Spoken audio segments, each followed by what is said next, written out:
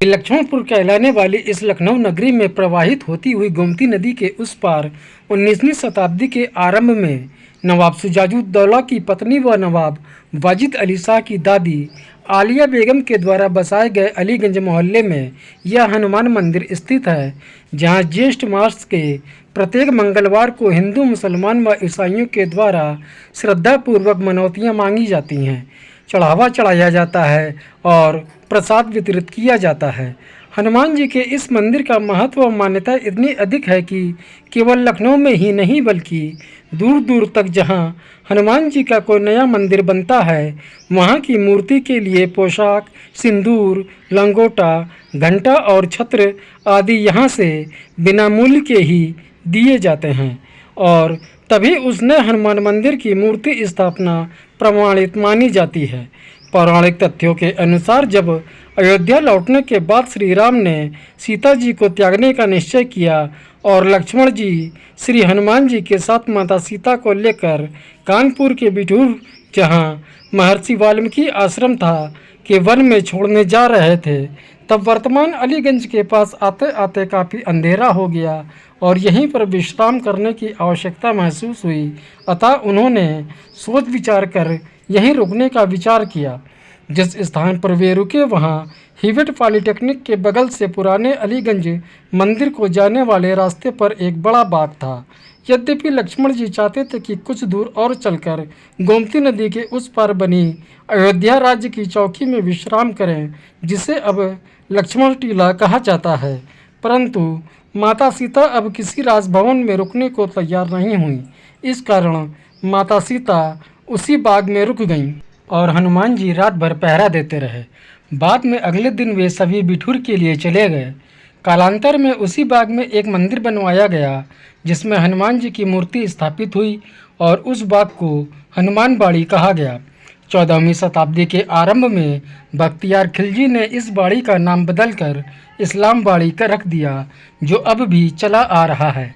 इसके काफ़ी दिन बाद 1792 ईस्वी से 1802 के बीच अवध के तत्कालीन नवाब मोहम्मद अली शाह की बेगम रबिया के जब कई वर्षों तक कोई संतान नहीं हुई और दवाओं व दुआओं ने भी कोई असर नहीं किया, तब कुछ लोगों ने उन्हें इस्लामबाड़ी के बाबा के पास जाकर दुआ मांगने की सलाह दी। कहा जाता है कि वे बाबा के पास गईं और संतान की कामना की। उनकी यह इच्छा पूरी हुई। ऐसी किंवदंती है कि जब बेगम गर्भवती थी तब उन्हें स्वप्न हुआ, जिसमें उनसे कहा गया कि इस्लामबाड़ी में उसी जगह ज़मीन में हनुमान जी की मूर्ति है, उसे निकलवा कर किसी मंदिर में प्रतिष्ठित किया जाए। बच्चे के जन्म के बाद रबिया बेगम वहां गईं तथा खुदवाई करवाई तो वहां ज़मीन के नीचे से मूर्ति निकली।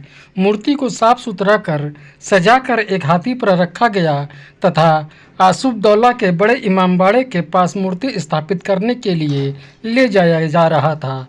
तब अलीगंज में सड़क के अंतिम छोर पर पहुंचकर हाथी ने आगे बढ़ने से इनकार कर दिया। काफ़ी कोशिशों के बाद भी जब हाथी वहां से नहीं हिला, तब बाड़ी के साधु ने बेगम से कहा कि हनुमान जी गोमती के पार नहीं जाना चाहते।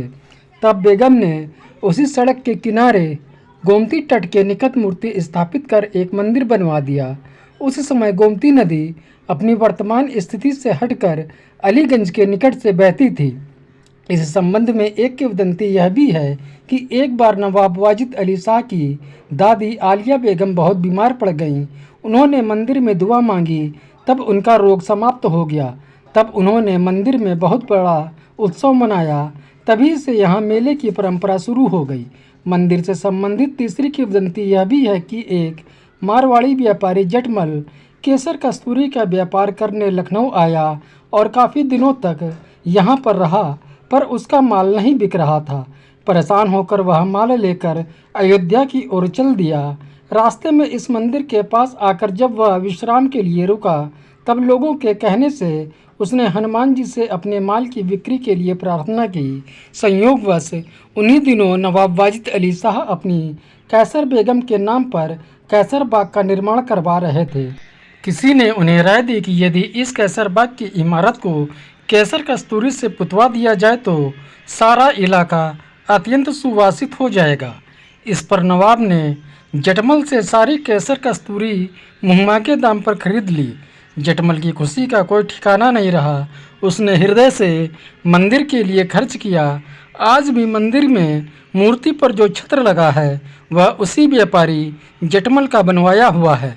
इस मंदिर की एक खास बात और है कि बेगम आलिया ने इस मंदिर को बनवाकर चांद चढ़ाया था। तब से इस मंदिर के शिखर पर चांद विराजमान है। इसी तरह की वीडियो के लिए चैनल को सब्सक्राइब, वीडियो को लाइक व शेयर करें।